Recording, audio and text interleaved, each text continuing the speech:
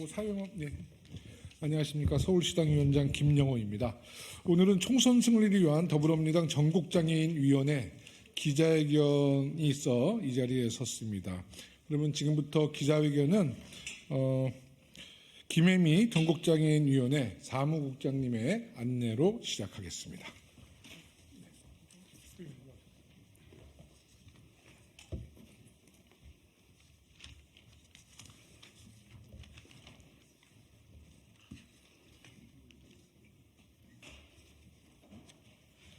네, 반갑습니다. 지금부터 총선 승리를 위한 더불어민주당 전국장애인위원회 기자회견을 시작하겠습니다. 4.10 총선이 40여일 남았기에 저희 전국장애인들의 간절한 목소리가 전달될 수 있기를 기대합니다. 네, 우선 여는 발언 참석자를 잠깐 소개해 드려야 될 것 같아요. 우선은 김명호 의원님, 네, 감사합니다. 그리고 김효진 전국장애인위원회 위원장 직무대행 오셨습니다. 윤석권 전국장애인위원회 서울시당 위원장님 오셨습니다. 이정현 서울시당 장애인위원회 사무국장 오셨습니다. 김현덕 전국장애인위원회 부위원장님 오셨습니다. 이현배 전국장애인위원회 부위원장님 오셨습니다. 그리고 고정희 서울시당 장애인위원회 부위원장님 오셨습니다.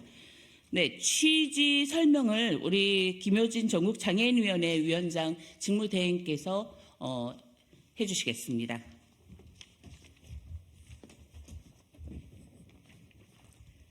네, 안녕하십니까. 저는 전국장애인위원회 위원장 직무대행을 맡고 있는 김효진이라고 합니다. 네, 저희 조현우 전국장애인위원회 위원장님께서 급작스럽게 세상을 떠나게 돼서 제가 직무대행을 맡게 되었고요. 22대 총선을 앞두고 장애인들과 그 가족들의 염원이 전달될 수 있기를 바라는 마음에서 이 기자회견을 열게 되었습니다. 더불어민주당에서는 지난 17대 총선부터 21대까지 모두 당내 인사가 아닌 외부 인재 영입을 통해서 장애인 비례 후보를 선정해 왔습니다. 당의 주요한 자산인 당내 장애인 인재를 외면한 채 보여주기식으로 외부 인재 영입에만 몰두하는 것은 지난 20여 년의 시행착오로 충분하지 않나 생각됩니다.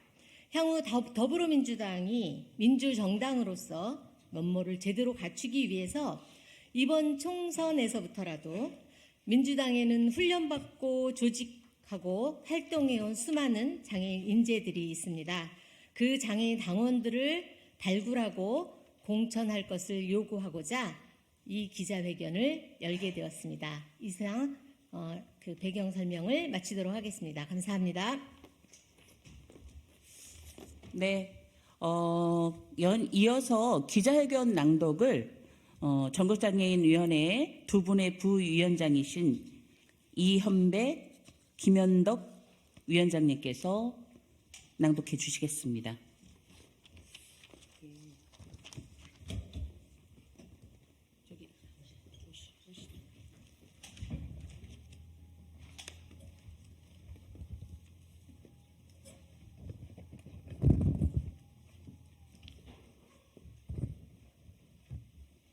장애인 비례 당내 인사로 당선권에 배정하라.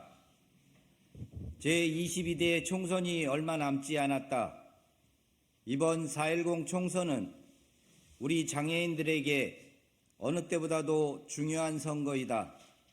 윤 정부 출범 이후 내세우고 있는 고도화 전략으로 인해 장애인들은 사실상 방치되거나 질 낮은 서비스로 내몰리고 있다. 장애인이 지역사회에서 살아가기 위해 필수적인 탈시설, 동료 지원과 권리중심 공공일자리 등은 축소 및 폐기되었으며 장애아동 청소년 성인권 교육사업 예산마저도 전액 삭감되었다. 장애인을 포함한 약자에게 무자비하고 무도한 윤 정부는 반드시 심판받아야 하며 우리 더불어민주당 전국장애인위원회는 이에 분연히 저항하지 않을 수 없다.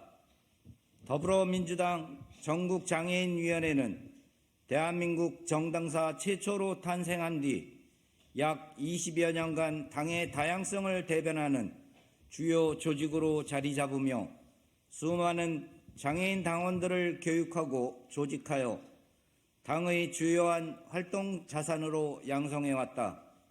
그러나 더불어민주당에서는 지난 17대 총선부터 21대까지 모두 당내 인사가 아닌 외부 인재 영입을 통해 장애인 비례 후보를 선정해왔다.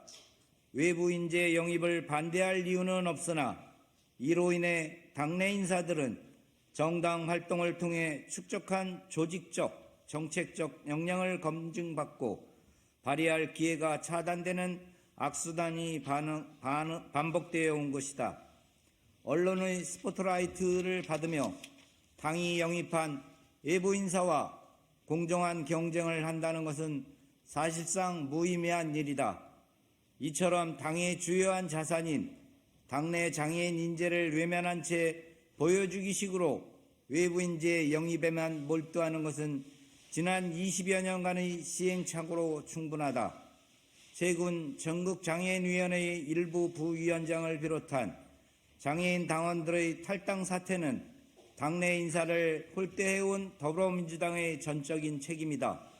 향후 무더기 탈당 사태를 막고 민주정당으로서의 면모를 제대로 갖추기 위해서는 이번 총선부터라도 민주당에서 훈련받고 조직하고 활동해온 장애인 당원을 발굴하여 공천하여야 할 것이다.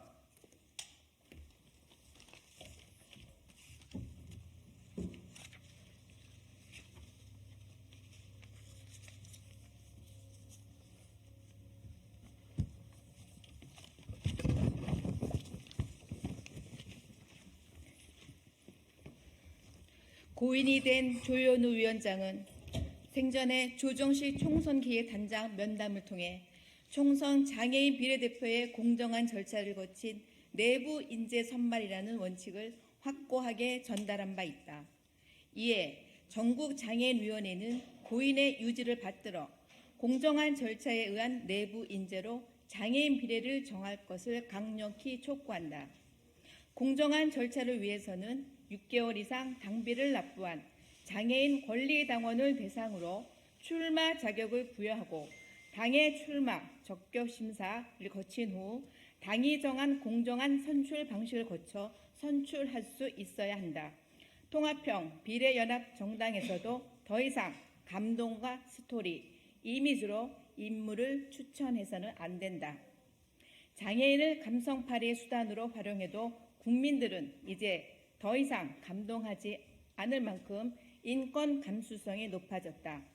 또한 보여주기에 급급한 나머지 충분히 검증되지 않은 인물들로 인해 언론의 도마 위에 오르는 우를 더 이상 반복해서도 안 될 것이다.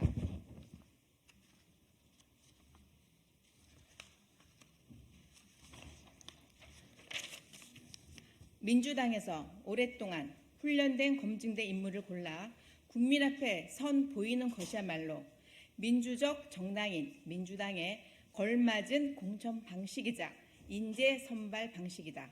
또한 더불어민주당에서는 전국의 장애인과 그 가족들의 이해와 요구를 대변할 수 있도록 장애인 비례대표를 반드시 당선권 안에 배정하여야 할 것이다. 장애인 비례대표가 단 한 명도 없었던 20대 국회에서의 무기력과 한숨을 더 이상 되풀이하는 우를 범하지 않기를 바라는 마음 간절하다. 나아가 22대 국회에서는 반드시 준비되고 검증된 인사로 배치해 의회 진출과 동시에 다양성을 고려한 포용과 혁신의 의정활동을 펼칠 수 있도록 적극 고려해야 할 것이다. 이제 더불어민주당이 민주라는 이름에 걸맞는 정당으로 국민 앞에 당당할 수 있도록 우리 전국장애위원회가 대우를 정비하고 힘있게 나아갈 것이다. 우리 손으로 우리를 대표할 장애인 비례대표를 배출하고 더불어민주당의 총선 승리, 정권 재창출에 기여하기 위해 모든 수단을 강구해 총력을 기울일 것임을 명백히 밝히는 바이다. 2024년 2월 27일 더불어민주당 전국장애위원회. 네, 이것으로 기자회견을 마치겠습니다. 바쁘신 가운데서도 저희 더불어민주당 장애인위원회와 함께해 주신 우리 김영호 의원님한테 감사드리는 마음 전해드리겠습니다.